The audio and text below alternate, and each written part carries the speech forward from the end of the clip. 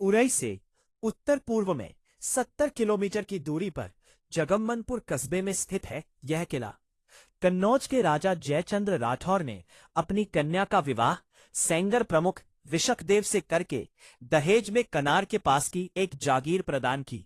सन 1593 में राजा जगम्मन शाह ने कनार से कुछ दूर पर अपने नाम पर जगम्मनपुर नामक गांव बसाकर एक किले का निर्माण कराया। यह एक मैदानी दुर्ग है जो यमुना नदी के तट से शरण की वजह से 3 किलोमीटर दूर स्थित है। जगम्मनपुर किला समतल भूमि को 40 फुट गहरा खोदकर खाई के मध्य में बनाया गया है। जगम्मनपुर किला एक विशाल महल है जो 3 मंजिला है, जिसका एक खंड तो भूमितल से नीचे पानी भरी खाई के बीच में है और 2 मंजिल भूमि से ऊपर है।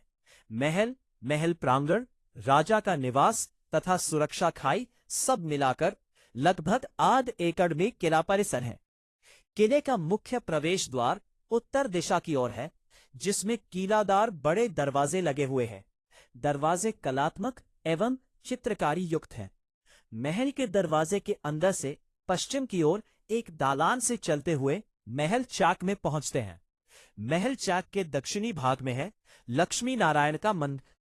ऐसी लोक मान्यता है कि इस मंदिर में प्रतिष्ठित लक्ष्मी नारायण की प्रतिमा की प्राण प्रतिष्ठा संत तुलसीदास ने करवाई थी।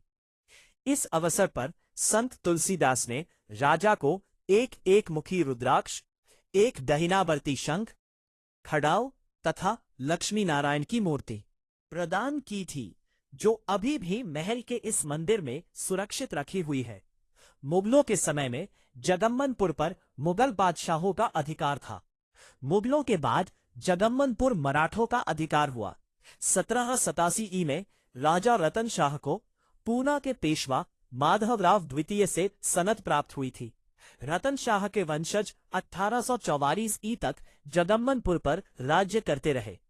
जालौन के मराठा राज्य पर ईस्ट इंडिया कंपनी सरकार का अधिकार हो जाने पर 1844 में जगम्मनपुर राज्य को अंग्रेजी राज्य में शामिल कर लिया। इस समय महीपत शाह जगम्मनपुर के राजा थे। अंग्रेजों ने राजा महीपत शाह को सनद प्रदान कर दी और राज्य पर सीधे शासन न करके वार्षिक कर लेने लगे। राज्य पर महीपत शाह का अधिकार बना रहा। जगम्मनपुर का सेंगर राज्य वंश इस प्रकार है: राजा जगम्मन शाह, उदित शाह, मान शाह, भीम शाह, प्रताप शाह, सुमेर शाह, रत्न शाह, बख्त शाह, महीपत शाह, रूप शाह, लोकेंद्र शाह और फिर वीरेंद्र शाह।